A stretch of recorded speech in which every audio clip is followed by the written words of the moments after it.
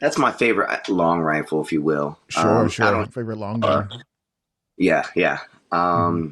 And then my final one.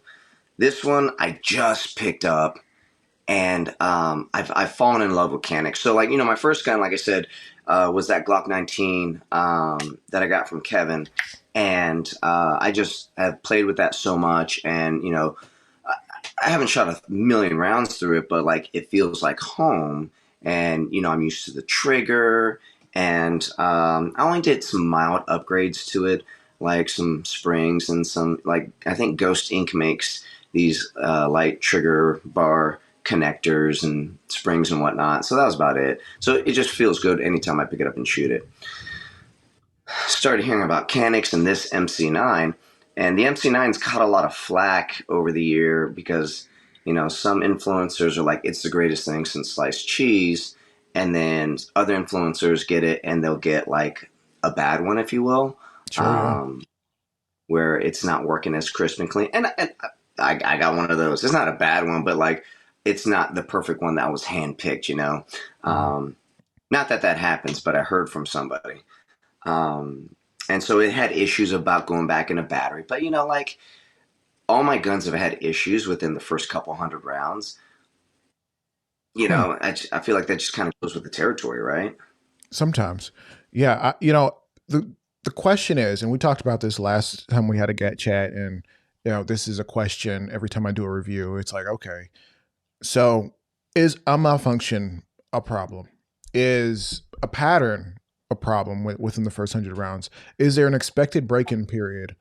And with that expected break-in period, are you giving me a discount on my first 100 rounds? Because I gotta break the gun in 4 years. It's not out the box ready to go, like the traditionally with a Glock. And I'm not sure if you had any issues with the Glock at first, but traditionally, um, you take it out the box, you pop a mag in, run your first 100 rounds of steel case, and every single one's gonna go pop. As long as you don't limp wrist it. And that's something I had an issue with when I first started. I just didn't know. And the guys at the range were like, "Stop holding it like a girl." And I was like, "I'm sorry, I'm sorry, Dad." Yeah. So that's I think that's the only way to screw up a Glock, apparently. Although I've had serious malfunctions, and I think most of them are ammo related or extractor related, things that go bad naturally on a gun that you got to replace. Um, Yeah. that said, the MC9, we actually talked about that last time because, like you said, some people were having issues going back into battery and different things like that. There was, I actually just watched a video with my guy Sean from Pew Pew Tactical. I don't know if you've seen his review on the MC9, but with certain self defense ammo, within the first few rounds, they weren't going into battery correctly. Then they switched out from the Norma, they switched to like a SIG self defense ammo, and things were running just fine. And yeah, it's like, okay, well, not every gun feeds every round properly. Like if it's not a traditional, ball, ball round or training ammunition, test it. Like test it because it might not Yeah. work. So Yes. Yeah. I bought a bunch of that SIG ammo because it was on sale. And I've run it through a bunch of my pistols, this one included, and it ran great on this. And I was happy with that. And all my break-in rounds have been that 124 grain. hmm I say, I think the first 50 were like the 115. Um, and I don't know if I think it's a European thing because like 124 NATO is hmm standard in Europe, and I think that's how they test and build around that right. round. Well, that Um, was the issue with a lot of the HKVP9s when they first hit American markets. People were running 115s through it and be like, "This gun is trash." And in some ways, it's got issues where it's like the borax is a little bit high and people overhyped the gun. And so, um, but let's talk about what you've done to that to the Canik MC9 because I see you got I guess a rail mounted comp on it. Is that the only thing you've done? yeah, Talk so about it. far, I've got a light for it. I've got the TLR 7 sub, but I haven't put it back on here. So when I first got the gun, I got it because I wanted this. And the Cerakote shop that I work at, they had some. They had two Canik rivals, so these giant guns, and they had they had the same. Excuse me, they had the same compensator from the same company. I think it's 45 Blast, and the compensator is probably like 2.5 inches out past. Right, it looked like the gun of RoboCop, Mm-hmm. and the guy that had them custom Cerakoted had two of them, and they had it done in the style of yin and yang.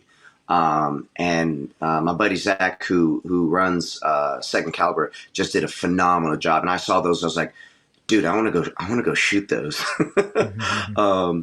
And so I started I was looking at the comp. I was like, all right, well, who's that made by?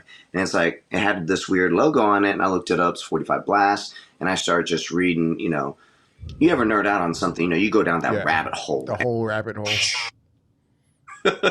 just head first too, right? Like an Mm-hmm. hour and 30 minutes of just reading the website, from front to back. I was like, all right, let me watch all 236 videos ever been made and reviewed. And I was like, I gotta try this out, because you get your typical compensator, which is, screw on, Yeah, threaded thread. or some sort of non-threaded direct mount, possibly. Yeah, like I think Strike Industries has some of that, the Mm-hmm. Radiant Ramjet, Mm-hmm. which are all super cool. But like I was like, I had never seen them frame mounted. Not that I ever knew to look for it, so I picked up the gun, grabbed this, ran it today, first day, and like it was like my own fireworks show because I'm looking down and it's just, psh, psh, bro. My hair, the gas is coming back. My hair's jumping, my hair's dancing. I was like, oh my gosh, this is wild. Um, and but I loved it. It was like I'm getting a bunch of gas back in my face, more so than just shooting it without. But Mm-hmm. dude, like, and a lot of these the frame compensators, they were like $200. Mm-hmm. This is the Yeti, and it was like only like $120. I was like, it's worth trying it. And like I said, I ran it today, and I put maybe 75 to 80 rounds in it. Mm-hmm. So there's an issue that I had where it was a new malfunction, where the bullet, as it's trying to feed, I think it's feeding too fast, and it's jamming the nose of the actual bullet like into the feed ramp, and it's chewing up the front of that bullet. It Mm-hmm. happened twice, and it was yeah, I was mag dumping, because Yeah, that's how yeah. you learn. Mm-hmm. It Yeah. was the end of the day, so I was like, let me just mag dump this, and I couldn't get through the first one. I got through the second one, but I used a different magazine. So like this one is the 15 rounder, which like it falls free.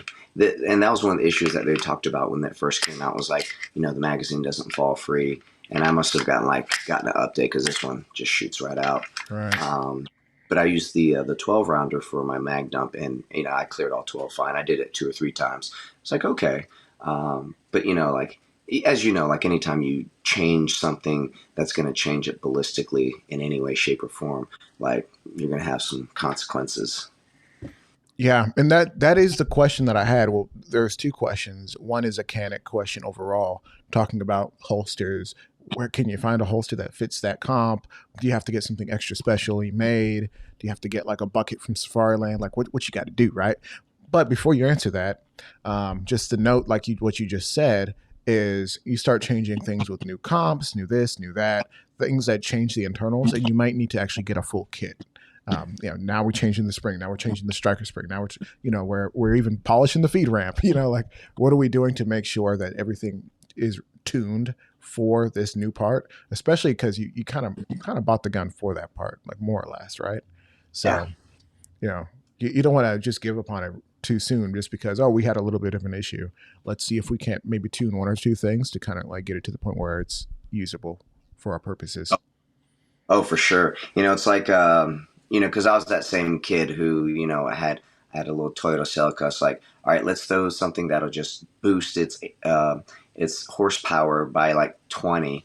and see what happens. And oh wait, all these lights are going off. All my check engine light things are going. It's not working.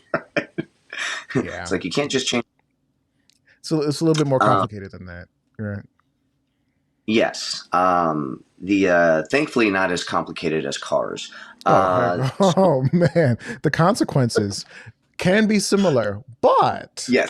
but on the range, on a range where everything's very controlled, it's a little bit more simple. It's like, okay, maybe we adjust the springs. Can I order Yeah.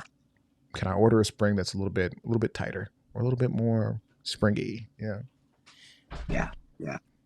Um, to your other question about the holster, it's funny as I'm doing my content and I'm talking into the camera, I'm like, and because I had shown me shooting this without,